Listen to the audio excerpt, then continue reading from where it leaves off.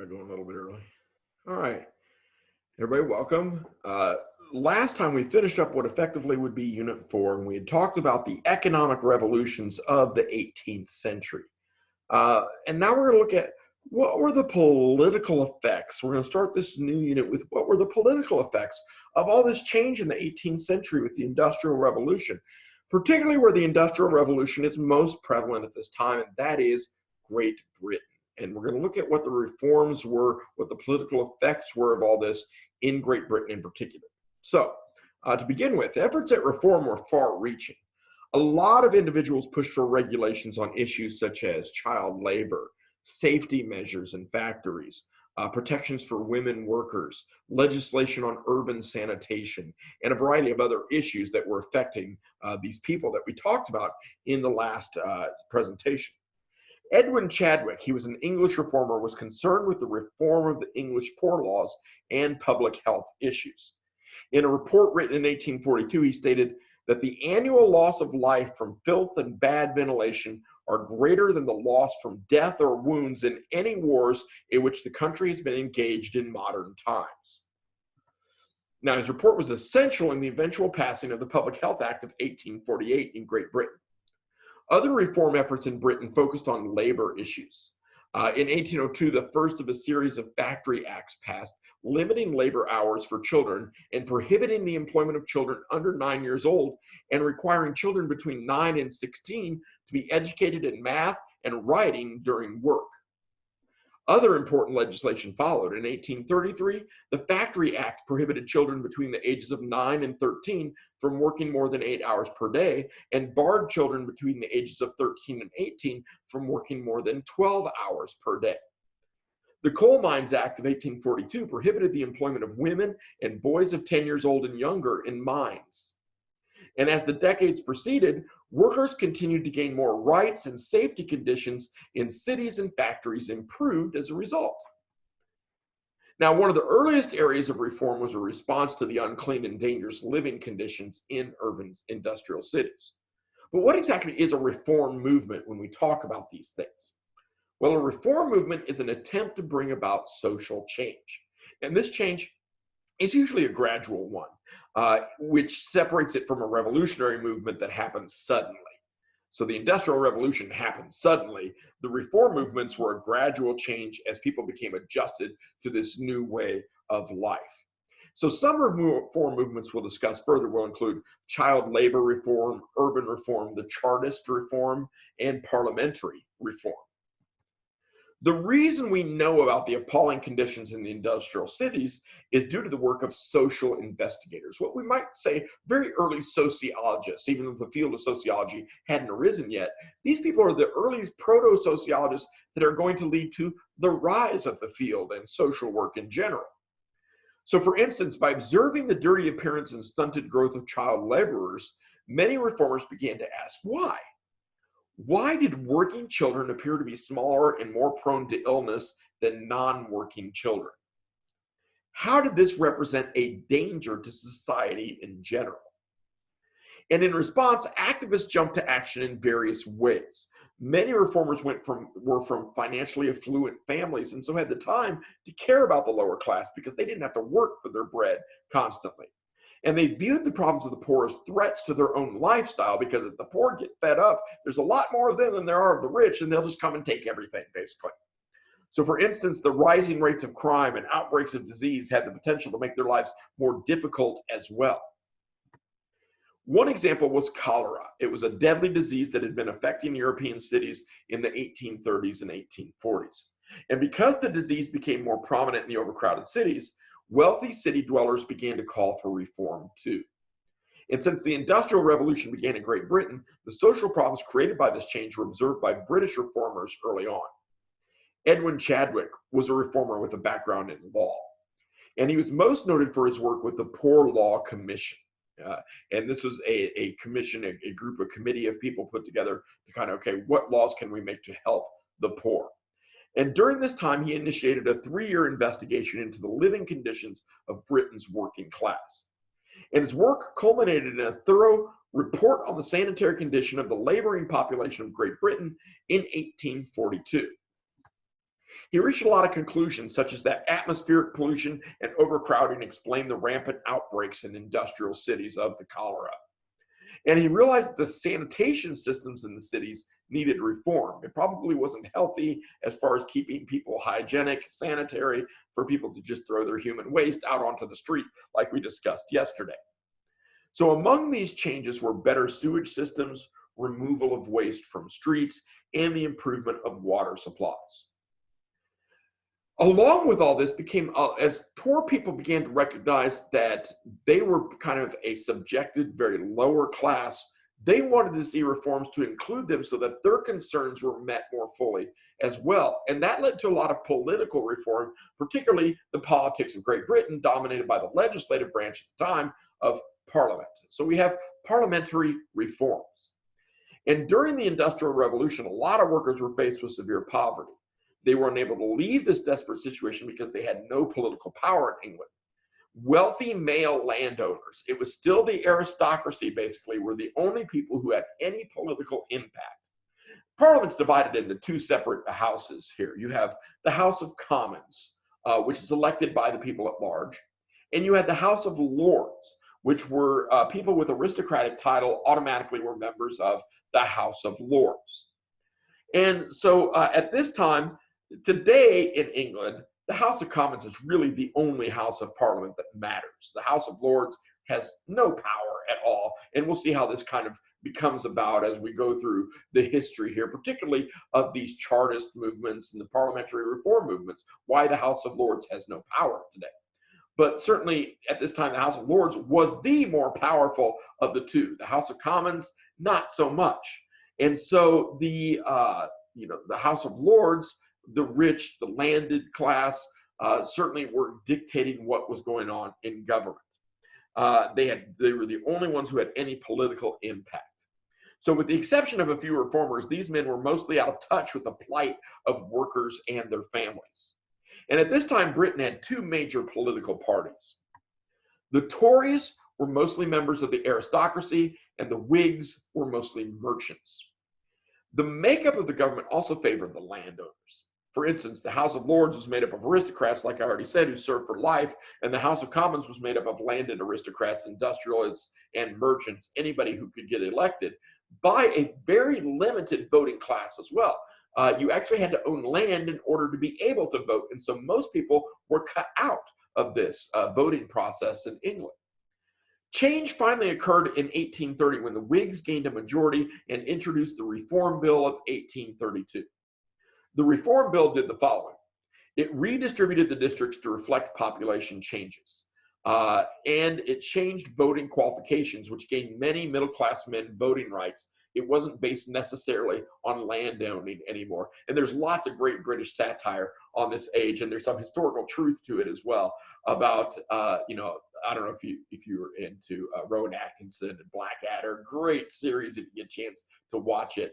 But basically, he pokes fun at English history, and one of those was he was running for Parliament, and he was running in a district where all the land in the district was actually owned by one guy, and so there was only one voter in the whole district, and they covered it like a modern election. Oh, here comes our voter now, and it's pretty funny to watch.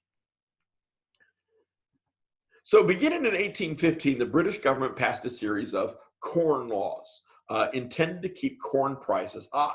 Why would they want to do that? Well, basically, remember, these are the landed merchant class, the wealthy aristocrats.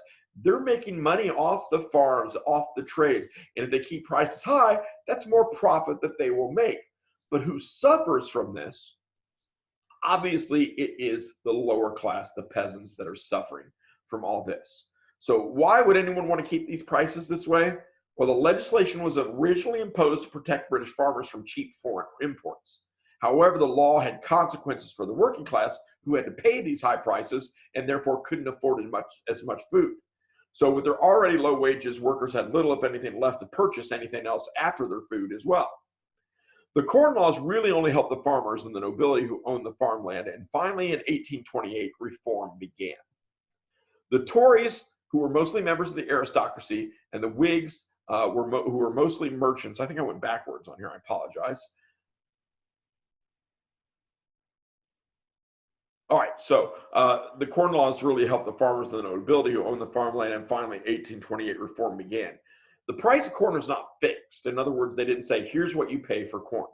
It depended on the price of foreign imports. So if France was importing corn, let's say at $1 a bushel, then Great Britain would say, okay, well, we're going to tax that and push that price up to $1.10, and that's how much we're going to sell British corn for.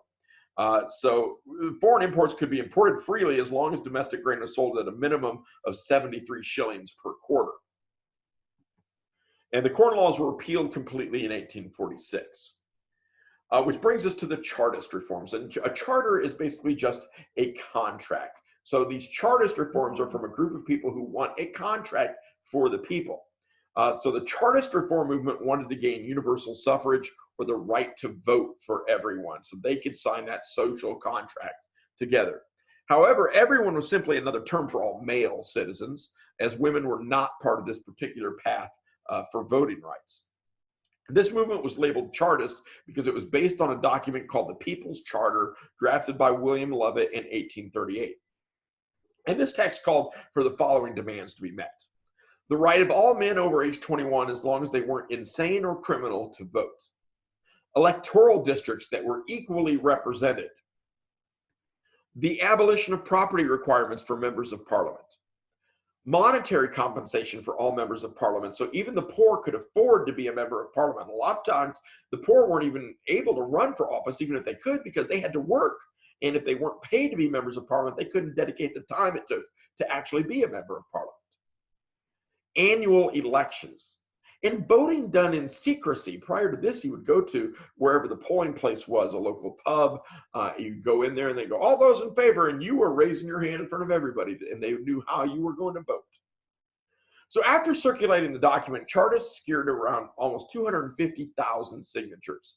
However, the House of Commons still rejected the terms in 1839, and after several Chartist leaders threatened a general strike, they were arrested. Other Chartists marched on the prison where the men were being held. Troops guarding the prison opened fire on the Chartists, killing 24 and wounding many others. And the charter was circulated again, this time gaining 3 million signatures, because people saw it as, look at how much those in power want to keep us down. The House of Commons still rejected the terms in 1842 and again in 1848, even after all that, and the Chartists ended their campaign after the third rejection. Now, since the Chartists never achieved their goals, why was the Chartist movement important? Well, first, because the civil unrest these movements caused influenced the desire for working class representation in the British government. People started to see that they were being locked out of participation in their government, and they wanted more ways to be involved in the government and have the government address their concerns.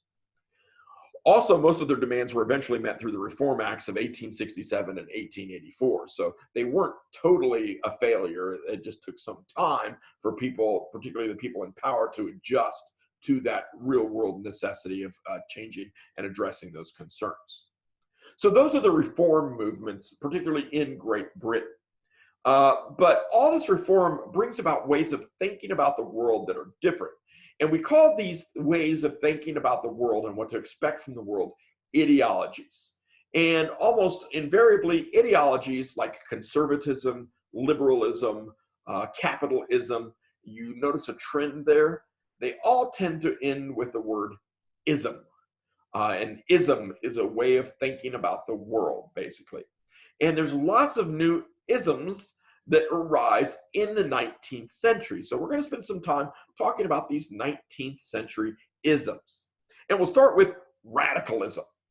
Radicalism began to brew in late 18th century England, but really grew in the first few decades of the 19th century.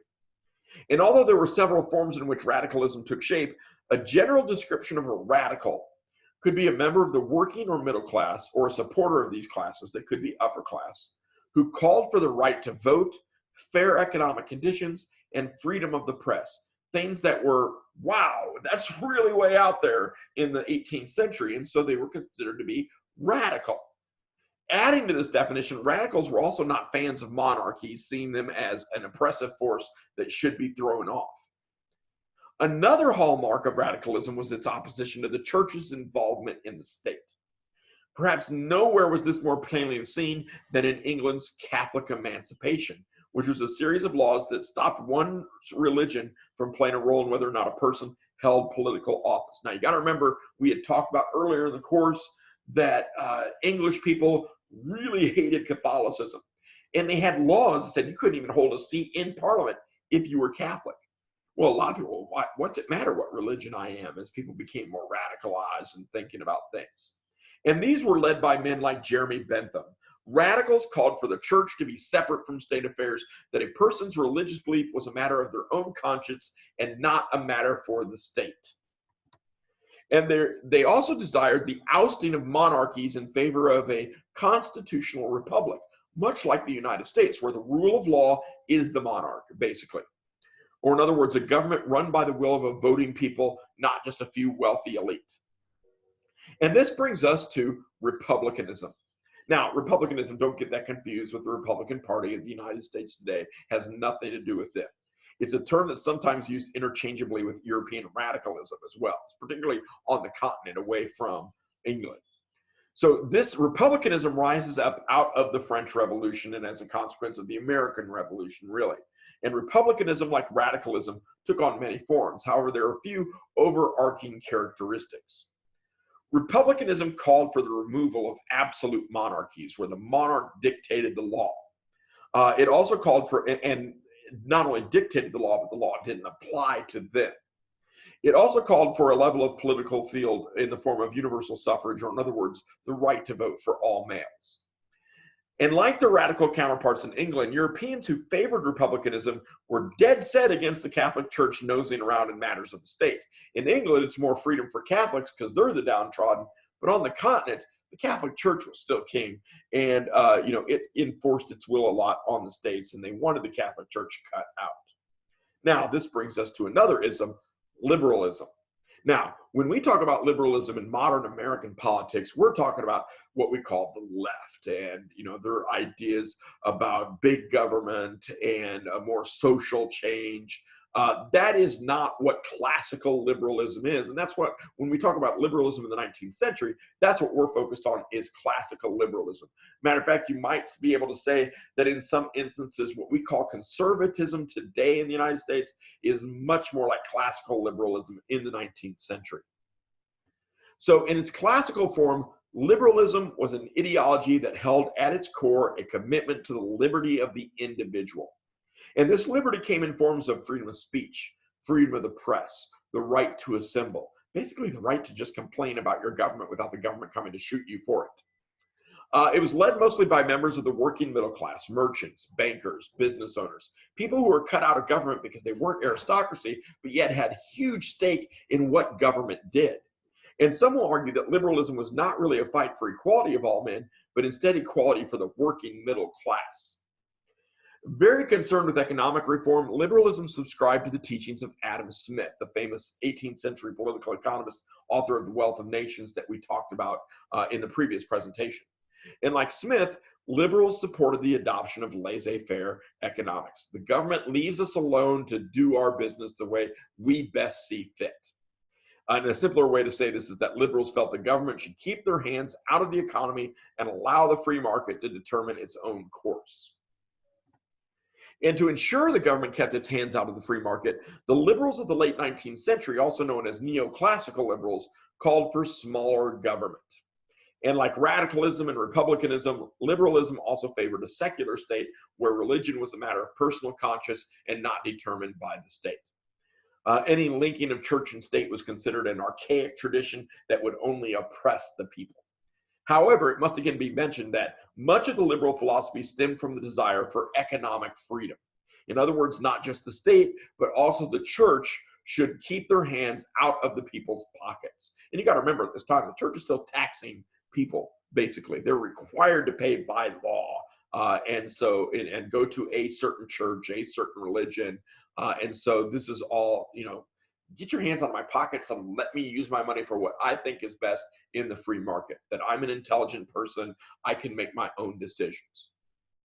So the term socialism initially described the 19th century political ideology that had at its cornerstone the desire to improve the impoverished lives of the working class.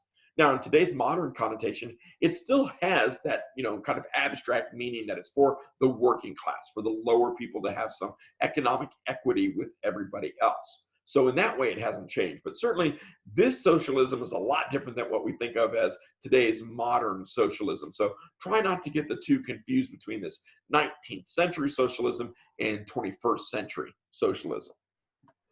So the catalyst for this was the poor living conditions brought on by the Industrial Revolution. And although the wealthy seemed to be getting wealthier, the working class found themselves working in danger and residing in slums. They were taking the risk, and these other guys are getting the reward, basically. Desiring to improve the lives of the working class, socialism came on the scene.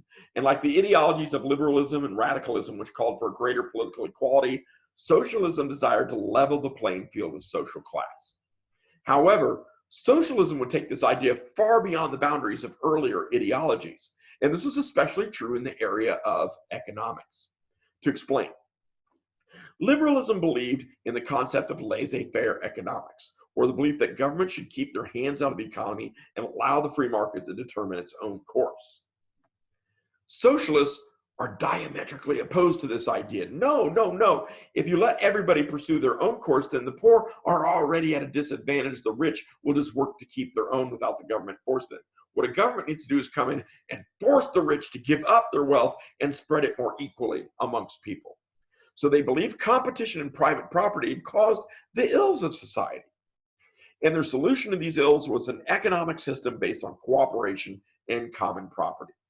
To a socialist, the economic and social health of the community was more important than that of the individual. And some even went as far as to call for a ban on private property ownership altogether. In order to put their ideologies into practice, socialist reformers began putting their money where their mouth was and buying up properties not for their own benefit, but for a community's benefit. And then they would have a community of people live there that would provide everything for everybody in the community. One such man was a guy named Robert Owen, and he's a rich industrialist who had caught this socialist fever. In the beginning of the 19th century, he purchased a mill in Scotland and chose to supply his workers with not only a safe work environment, but social needs such as clean housing, schooling, and even childcare, all provided by his company.